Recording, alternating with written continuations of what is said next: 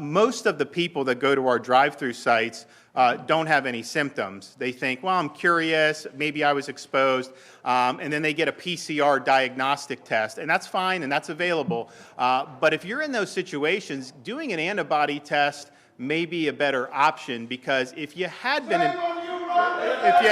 infected, then you.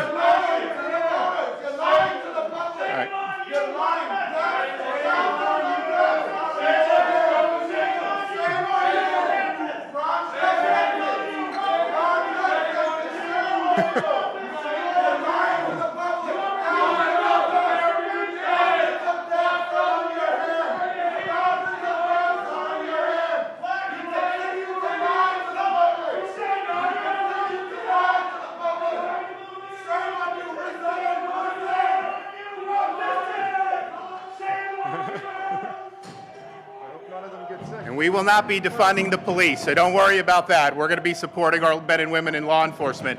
But what you have with the convalescent plasma is an ability to be able to help folks who are doing it. So if you go into a drive-through testing site and you want to do an antibody test, you will actually be able to see if you've had a recent infection, if you get a certain type of antibody.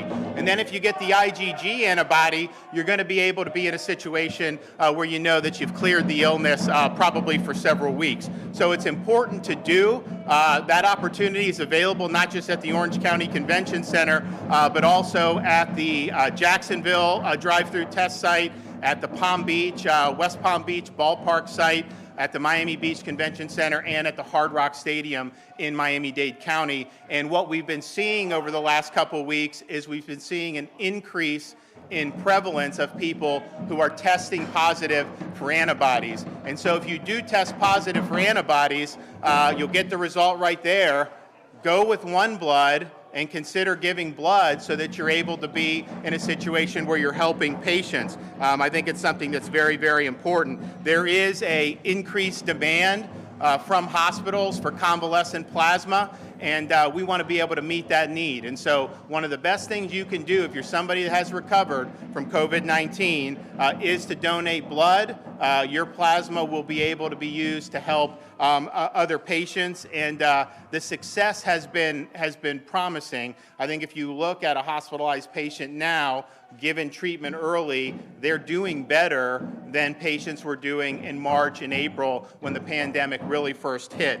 And also important to know, this is just one way that we're able to help folks who need treatment. The other thing that a lot of the physicians have asked for and have been using is the prescription drug remdesivir. This is something that had been controlled basically with the federal government, initially sending it to the health departments and then sending it directly to hospitals. When hospitals started running low on it, they asked me for help, and we were able to do that. And we were able to expedite a shipment 2 weeks ago, and then we expedited another shipment that's arriving in hospitals today, which is important. Remdesivir is similar, and they actually use it in conjunction with convalescent plasma.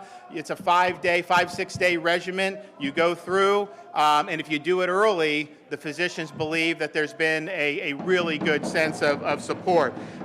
So it's important to understand we've really moved the ball on getting remdesivir into the hospitals.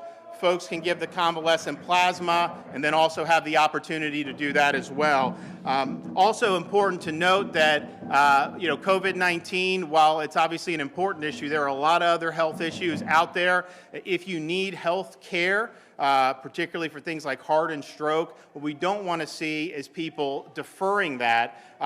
Go in, the hospitals are safe, there's capacity. Right now there's people in intensive care for things other than COVID who did not seek attention when they needed to, and their condition worsened, and now it's a tougher fight. And so if you're somebody out there that's experiencing those symptoms, do not shirk from going in to get the medical attention that you need. And statewide, we have 25% of the hospital beds are available statewide, and almost 20% of the ICU beds are available. Here in Orange County, nearly 26% of adult hospital beds are available, and nearly 22% of ICU beds remain available. And so the capacity's there. The COVID patients represent a larger percentage of the census than they did a month or a month and a half ago, but we do have the capacity, and the state's obviously helped with some of the folks who are contract nurses and some of the other medical professionals. So we really appreciate that. I want to thank the folks at OneBlood for their support.